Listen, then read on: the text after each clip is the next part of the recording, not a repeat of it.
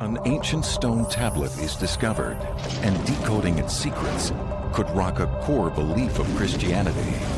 It seems to tell the story of a Messiah who is killed and rises from the dead after 3 days. Sound familiar? But this Messiah may not be Jesus. This is one of the secrets of Christianity being unearthed by investigative journalist Simka Jakubowicz. From deserts to tombs, from Rome to the Holy Land, Simka tracks down the truth behind historical myths, long-held beliefs, and some of the greatest biblical stories ever told.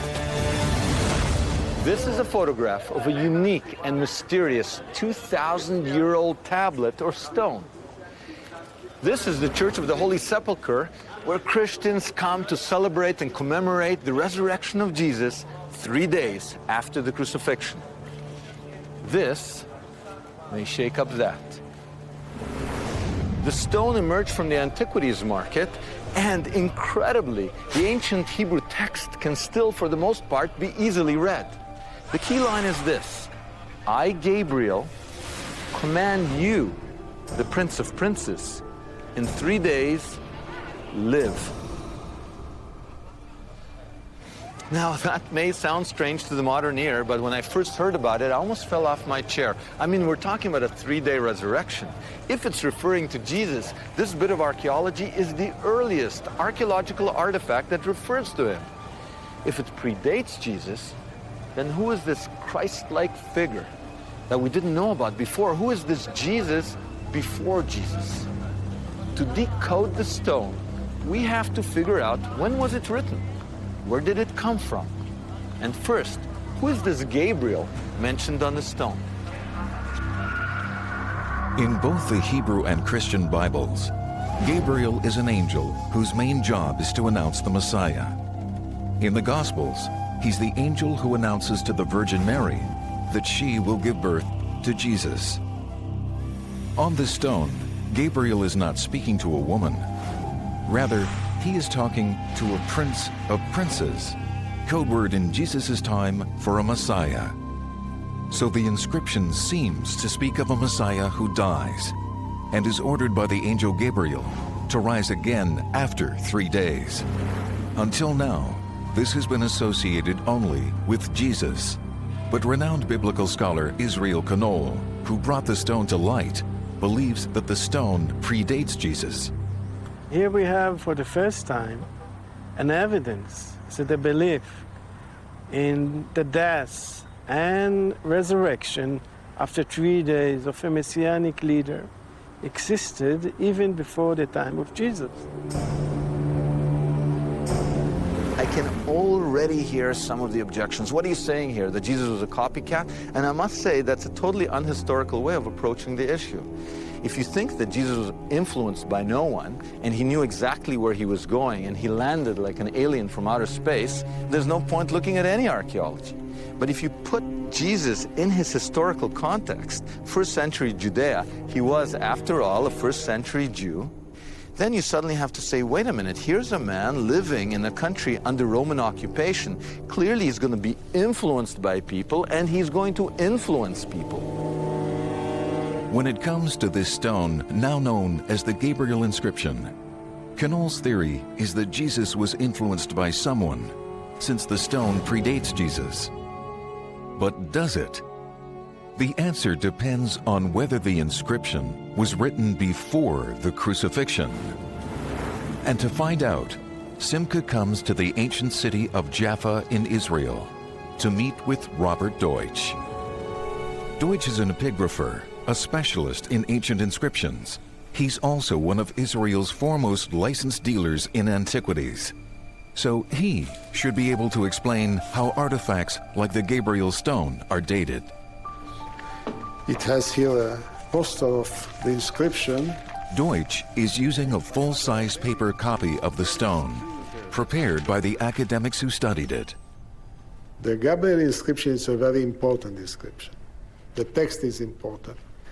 The development of the shape of the letter dates the piece. What do you mean that you can date it from the shape of the letter?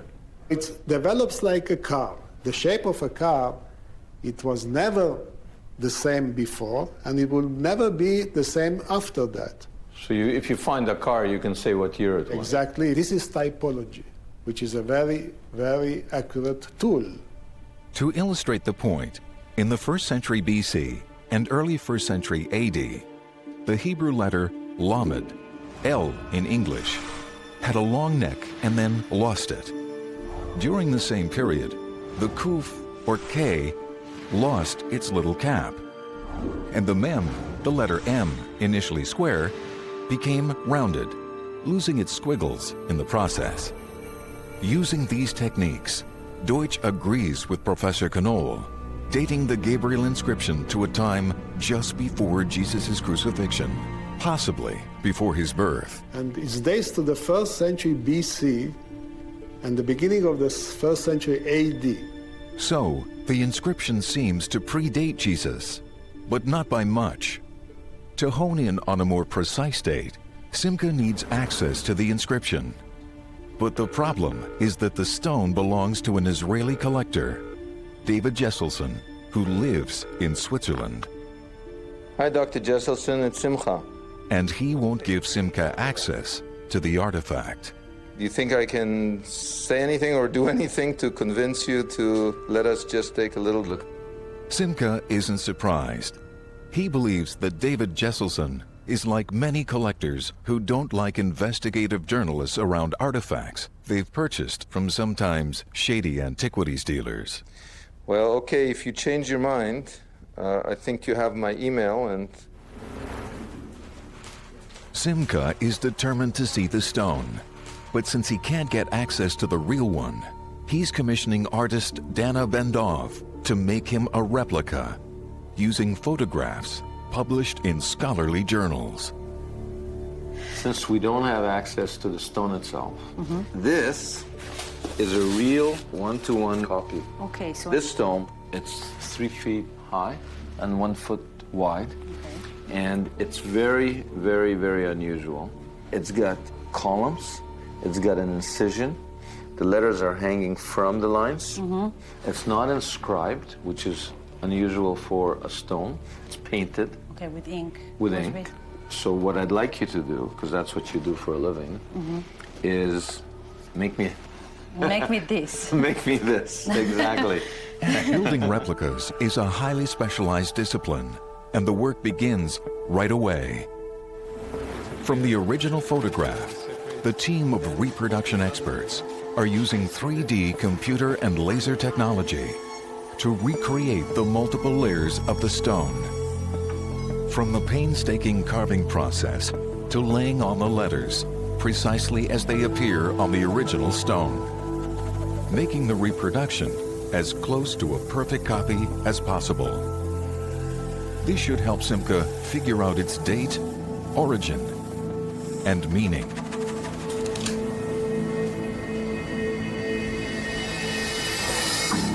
Though some have questioned Knoll's reading, no archaeologists have challenged him. Simca now shows the reproduction to Professor Knoll, who has moved beyond deciphering the text to decoding its earth-shattering message. In 2007, an ancient stone came to the attention of scholars that has the potential of shaking Christianity to its foundations. Dubbed the Gabriel Revelation, the text painted on the stone refers to a Messiah that lives, dies, and is resurrected after 3 days.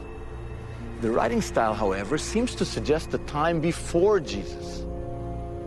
If the inscription is not referring to Jesus, who is it referring to? Who is this mysterious dying and resurrecting Messiah, and is he the original inspiration for Jesus and his followers?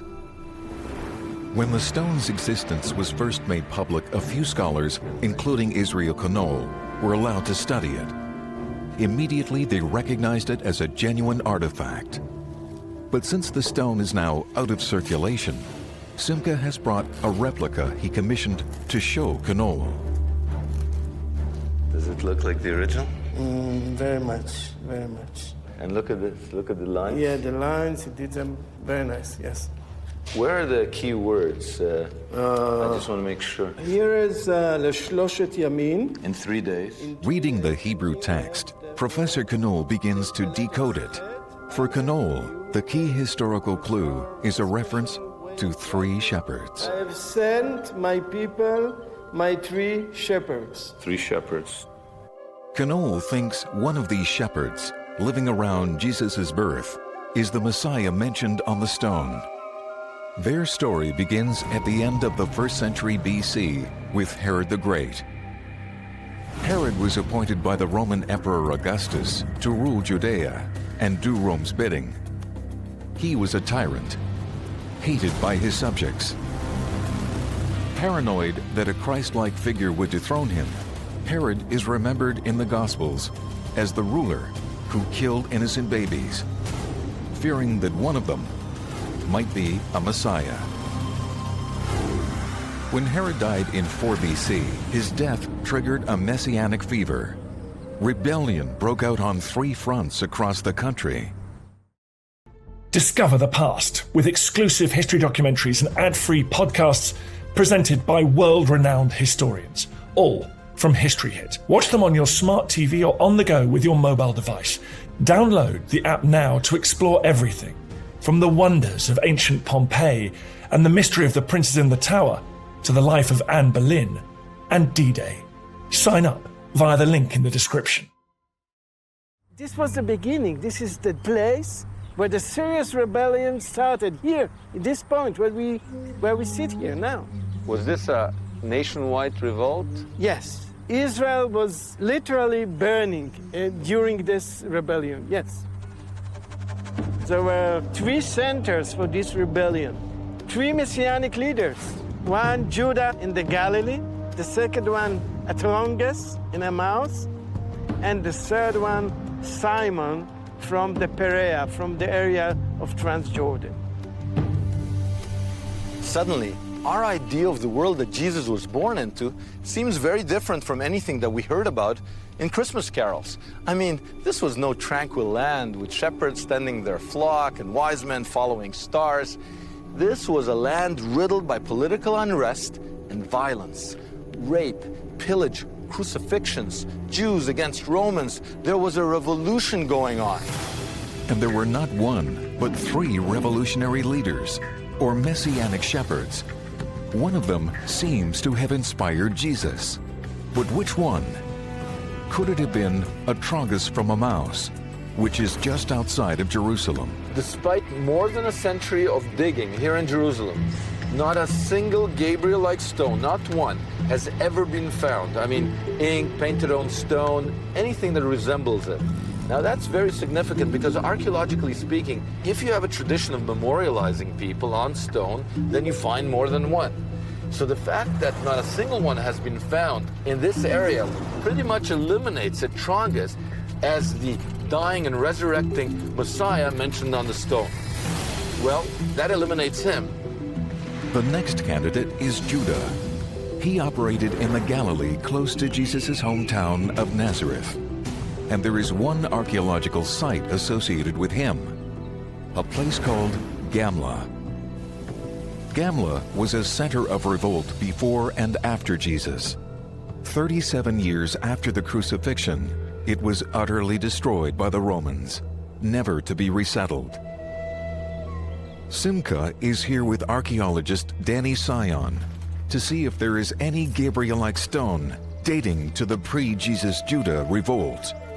Immediately inside the gate, they come across signs of the final destruction. Essentially, you guys were the first to come in here since the destruction some 2,000 years ago. That is correct. The general of the Roman armies came here leading 3 legions. 3 full legions is no less than 30,000 people. And then they brought up the siege machines and battering rams, and they used artillery barrage to bombard the city with ballista balls. Here's an example of one such ballista ball. This guy weighs about 5 kilos. These things are coming raining down on your head. Exactly, exactly. How many have you found of these? 2,000. 2,000? Yes. In addition to the ballistas, they used arrows. We found at Gamla 1,600 arrowheads, which is probably more than all the arrowhead finds in all of Europe put together. But Simca is interested in earlier artifacts. Is there anything here related to the would-be Messiah called Judah of Galilee? As it turns out, in the period between Judah's revolt and the final destruction of Gamla in 67 AD, the people came back and rebuilt their city, except for one area, which they left untouched. Simca and Danny head there now, looking for signs of the messianic leader called Judah. So what exactly are we looking at here? Sometime round about the death of King Herod, this area was completely and totally abandoned. So let me get this straight. This was a living, breathing place. And then suddenly, you know, like a volcanic eruption, it comes to a grinding halt. That is correct. But the bigger enigma is why nobody came back afterwards, because life went on around this area. People living right around. Right around. Could it be that this place that we're standing is actually, in a sense, a monument to the revolt at the time of Judah? The timing is right with the death of Herod, and the reason that people lived around it but didn't enter it is because so many people died here. They didn't want to go into what, in essence, was a graveyard. That is certainly acceptable proposition. Simca's convinced that Judah, the messianic leader who led the revolution, left such an impression on the people of Galilee that sections of their towns were left as permanent memorials. But no Gabriel-like inscriptions have been found in Gamla. So this leaves Simca only one candidate for the Messiah before Jesus, Simon of Perea. Perea is located on the Jordanian side of the Dead Sea. It is here that the most famous writings ever found were unearthed. They are called the Dead Sea Scrolls and are housed in a special museum in Jerusalem. Discovered in 1948, the more than 2,000-year-old documents are the oldest biblical texts ever found. When scholars first studied the Gabriel inscription, they were struck by the fact that it looked like a Dead Sea Scroll on a stone. The similarities between the scrolls and the Gabriel inscription are impressive. Both are written in ink. On both, the text is written in 2 columns, and both have the Hebrew letters suspended from the upper guidelines. All this suggests that the stone, like the scrolls, originates from the shores of the Dead Sea. So in search of a Gabriel-like stone in the area of Perea, Simca travels here to meet with archaeologist Konstantinos Politis, who's been digging in this area for 20 years. Well, this is our dig house for the last 20 years, so we've got all our goodies in here, too. I'm excited about seeing the goodies. Please, after you. Wow, talk about goodies. Oh, my God. Well, I don't think museums have this much. Oh. well, all this is going to go into the museum, but for the moment, it's in our storage. Pottery, mosaics, human bodies in the background. Are you serious? Yeah, there's about 50 bodies back there. 50? Maybe more. Yeah, this is really neat. Among the artifacts unearthed by Politis, Simca is struck by ancient Jewish and Christian gravestones, reminiscent of the Gabriel inscription. But these don't have writings. However, Politis has a lot more artifacts in his overflowing archaeological workplace. Well, there's a number of tombstones here. We're running out of space, and we just put them in this bathroom. But, like these, for instance. So what is that? It's a marker above the burial. Simca now understands that Gabriel-like stones can be grave markers. But everything Politis has shown him is inscribed, not painted, and written in Greek. The Gabriel inscription is written in Hebrew. Well, let's see what we've got under here. We've been here for a while, but... Yeah. Look at that, my goodness. I have dust bunnies under my bed. We can pull out some of them. Let's see. Rough on the back. Yeah, it's a bit... here you go. That's a Jewish one. Whoa! Very simple, It's faded, but this one is Hebrew. Politis now shows Simca several Gabriel-like Hebrew stones. It's a tradition of writing in paint directly on a stone without engraving, and it seems to be more common amongst the Jewish ones. We're here for a reason, and I think the Gabriel inscription seems to come from this area. We know that in the Dead Sea area, there is this tradition of writing, painting letters on stone. It's not unlikely that the Gabriel inscription could also be coming from this area as opposed to other eastern desert areas. By tracing the stone to Perea, the investigation seems to have linked the dying and resurrecting Messiah with Simon of Perea, the man who may have inspired Jesus. Only a few kilometers from where Paulides has found his Gabriel-like stones is the exact area where Simon began his revolution. We're in an area in the land called Perea, which means in Greek, beyond the river, the Jordan River. How does this relate to Simon of Perea? Well, this is the land that he was in, and behind us we have this town of Machaerus, which is where he was living. A Roman, Byzantine, early Christian town, very similar to some of the buildings that have been built here. Same stones that have been reused here, same type of architecture, more or less. So basically, when we talk about Simon of Perea, he might have lived in this village, and he might have lived in a house that looked not much different than this. Oh yes, very much so. When Simon started his campaign, he seized this area first. It's a natural strategic point. So if you start a revolution, this is a good place to start it. It's defended naturally, and you have a very good viewpoint right across the Dead Sea to Judea, so yes. You read in Josephus that Simon of Perea led a revolt, that it was crushed. It's one thing. When you actually see, troughs, mills, houses, when you connect with the everyday life of human existence, to think of how it looked like or felt like when people were killed and sold into slavery and raped and crucified, there's an emotional connection for me. The evidence is mounting that Simon is the Messiah memorialized on the stone, and the man who may have inspired Jesus. But if the Gabriel stone did come from Perea, how did it get to the west? Simca now goes inside an illegal Jordanian antiquities market to find out.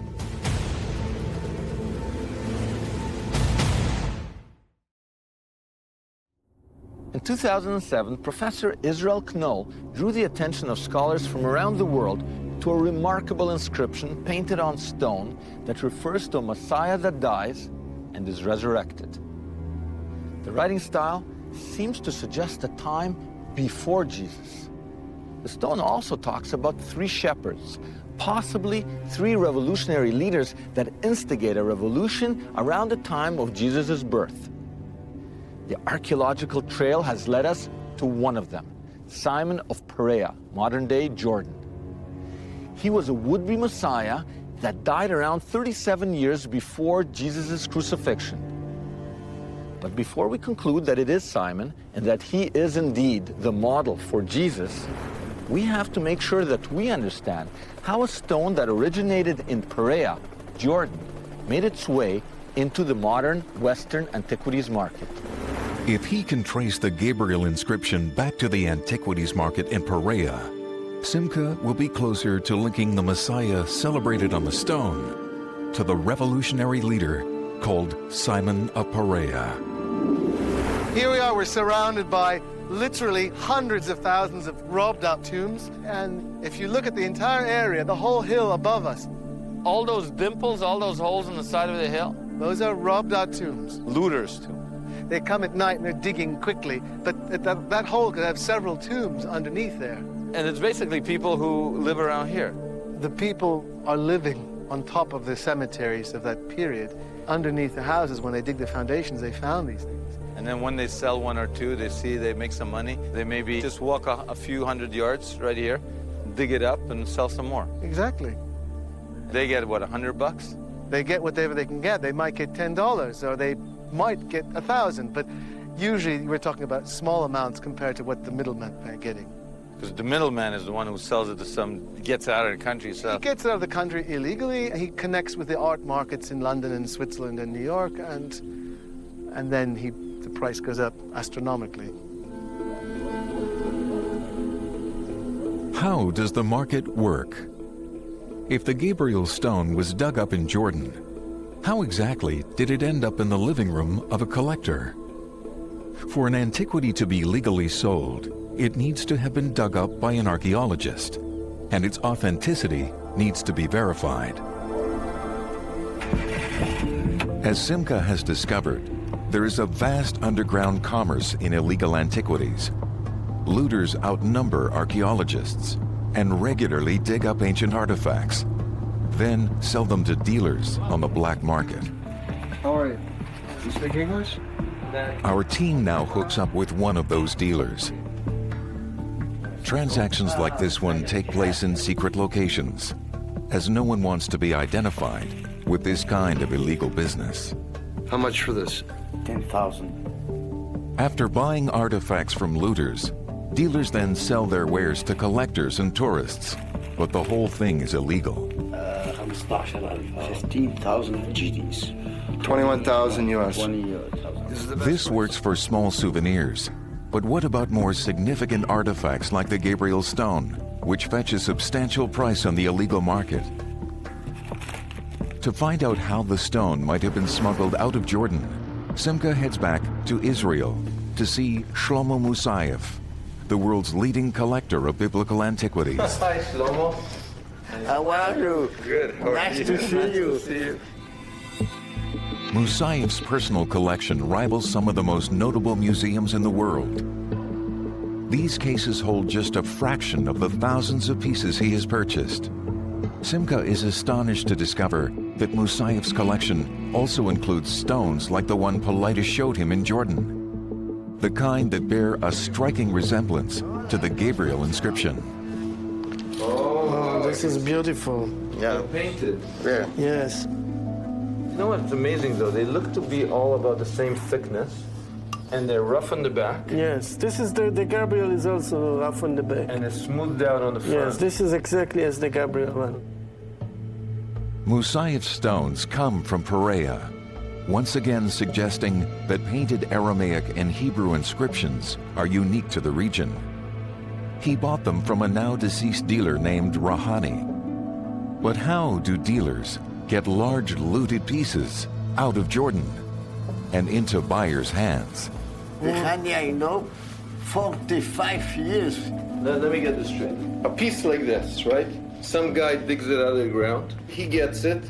He paid off people on the airline. Yes? Yeah. And that's how it got to London. Yeah. And then he comes straight to you. Yeah.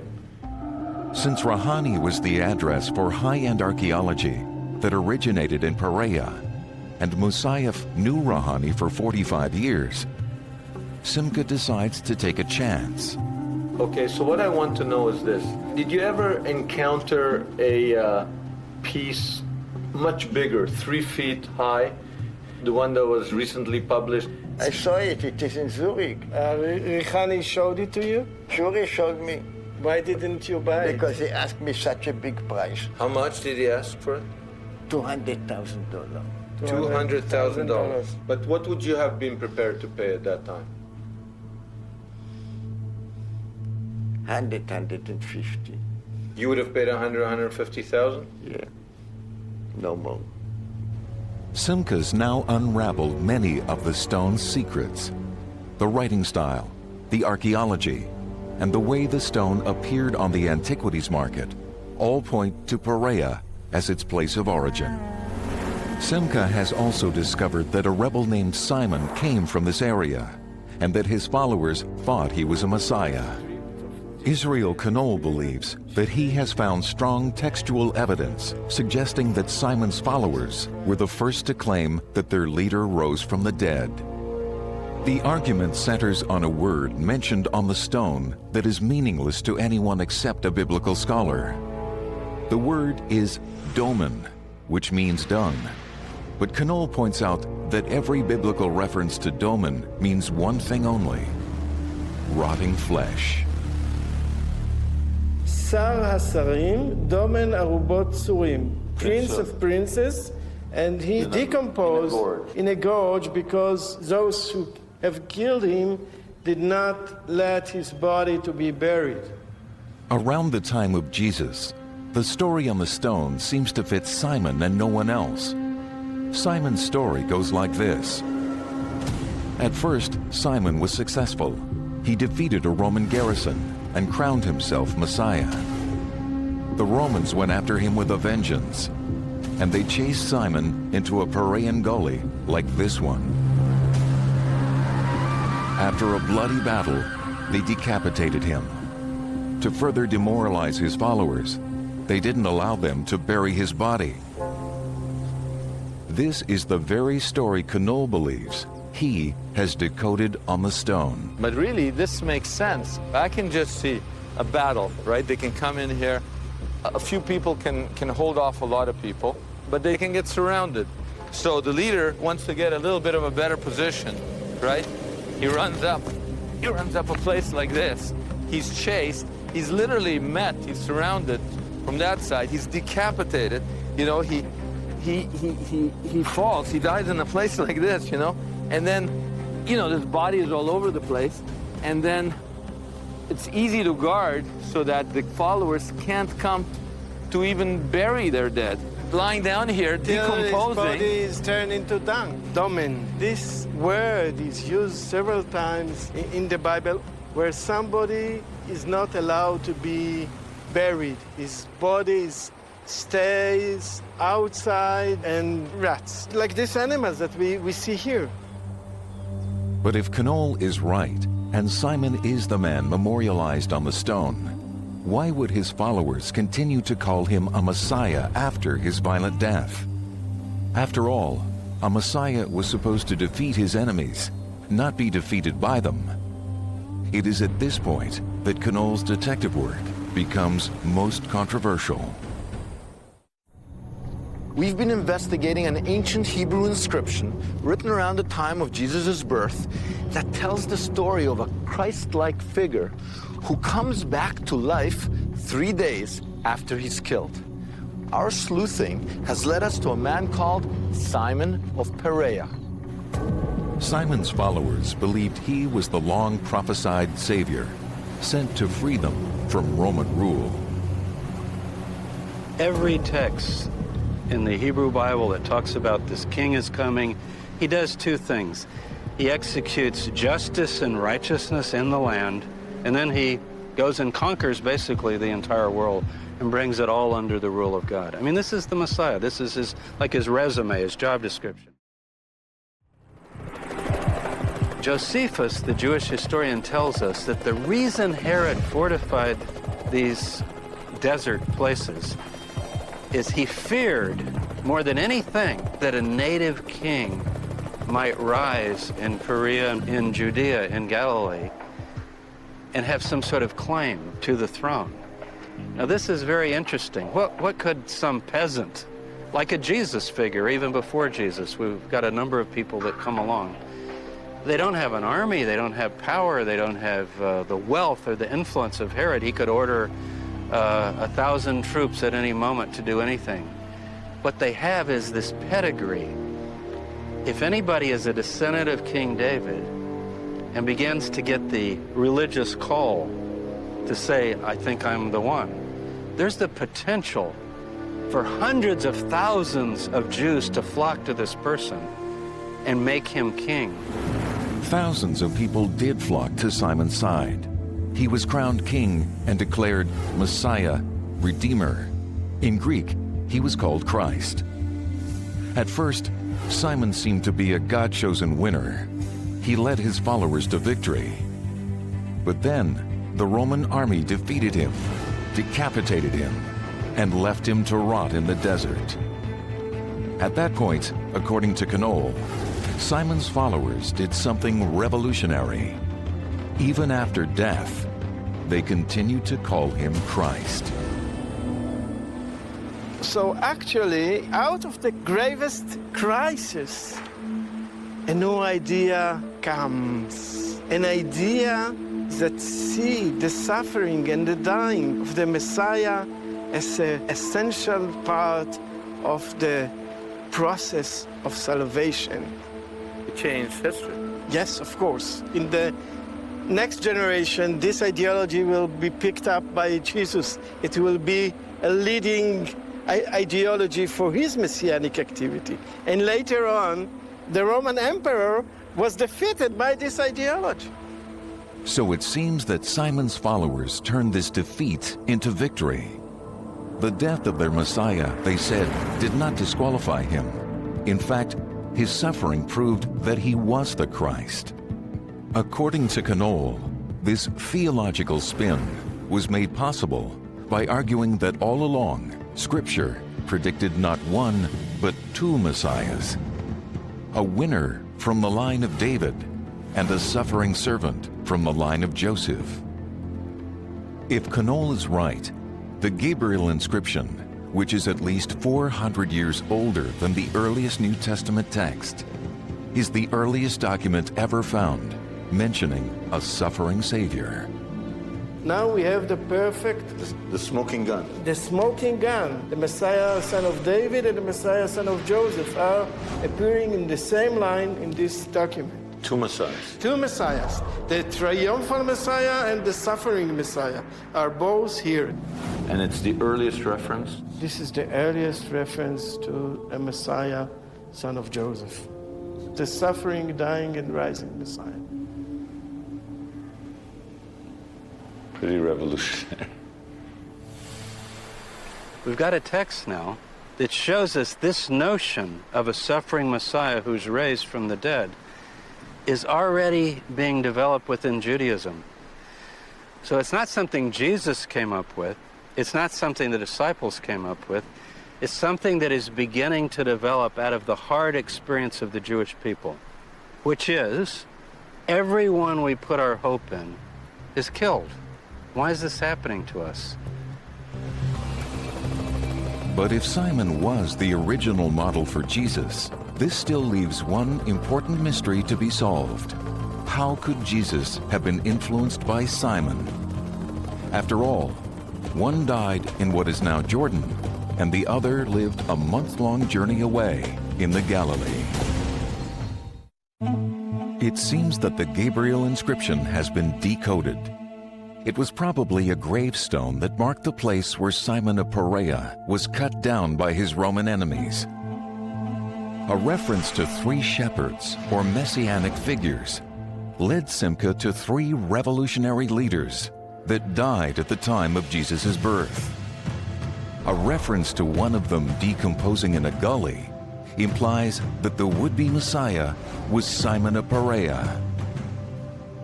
A further reference to the angel Gabriel suggests that Simon's followers believed that he was resurrected 3 days after his death. Finally, a reference to a suffering servant seems to be the first text ever found describing the long-awaited Messiah not as a winner, but as a loser. All these clues taken together point to Simon of Perea as the original model for Jesus of Nazareth. We have a new insight with this Gabriel text. It kind of nudges us toward the idea that Jesus, before he dies, is already anticipating, not because God told him in a miracle or because he's the Son of God and therefore he knew everything, but he's struggling, wondering, where do I fit in? What is my role? What do the prophecies say about someone like me? And he begins to talk in these riddles that's throwing everybody off. And he takes his inner group aside. They have a talk about, is he the one? And he basically admits, yes, you've got it, I am the one. They're thinking, oh, then we're going to march down to Jerusalem, take over, armies of angels will command, and it'll all be over. And he says, no, no, no. I'm going to be spit upon and beaten and persecuted and killed. And then here's the key. And after 3 days, I'll live. Now, where's that coming from? I think it's probably unlikely that he took a little trip to Perea and read our actual stone and thought, oh, that, I'll be like Simon. But what the text tells us is these ideas are in the air. They're being discussed. Where? out in the wilderness, out by the Dead Sea, out in the place where Messiahs come.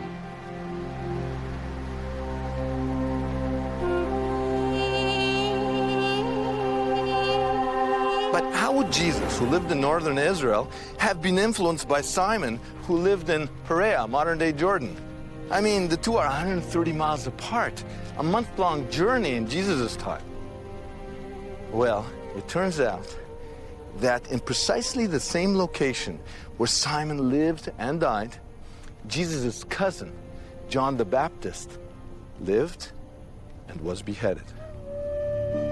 In order to fill in the last piece of the puzzle, Simca travels with Israel Knoll to Machaerus and Perea, where John the Baptist was imprisoned by Herod the Great's son, Herod Antipas. Like Simon and Jesus, John the Baptist was preaching a religious revival that set him on a collision course with the Roman authorities.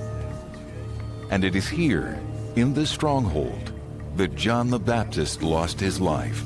If we are asking ourselves, how is it possible that Jesus got this ideology? Who was the link?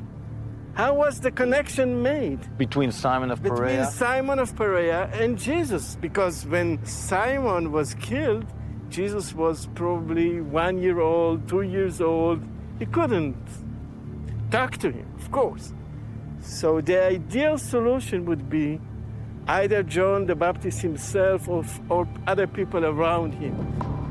John the Baptist had a large following. Many thought that John was the long-awaited Messiah. But John seems to have deferred to Jesus. He even baptized him. Knoll believes that John, who spent time in Perea, must have known Simon and believed in him. Perhaps after Simon's death, the Baptist brought Jesus into the fold. When Jesus came to John, he could listen and hear this ideology and be influenced by it. So really what we're talking about is that this world-changing idea of a suffering Messiah, a suffering, dying, and rising Messiah was born here. And that the link between this idea that grew up around Simon of Perea and Jesus may have been Jesus' cousin, John the Baptist, who was beheaded right here. Yes. You gotta ask, what shepherd or Messiah was left to rot and die in the crevice of a rock around the time of the death of Herod? I mean, it's rare that we can do this. We can pretty well say, I think, this is this Shimon, Simon. And Professor Israel Knoll has solved a mystery, I think. At this moment of 4 BCE, the Romans thought, okay, we crushed this rebellion. We killed the Messianic leaders. Simon is dead in Transjordan in a narrow valley there. At the end, but this will take time, Rome will be conquered by disbelief, by the followers of disbelief. So the Jewish Messiah wins out. The Jewish Messiah, transforming to the Christian Messiah, will defeat the Roman Empire. Some 2,000 years ago, Simon's followers came up with a revolutionary, world-altering idea. Namely, that a defeated Messiah is not a false Messiah. They argued that the defeat, the suffering, the death, and the resurrection of the Messiah is an essential part of redemption. This idea that grew up around Simon in a desert like this is still celebrated in every church where Jesus is worshipped. Very seldom do you have a text that should just make front page news. And this text should. It's an absolutely pregnant moment of time where something is coming to birth that has never been thought of before. And we've got a text for it. It's amazing.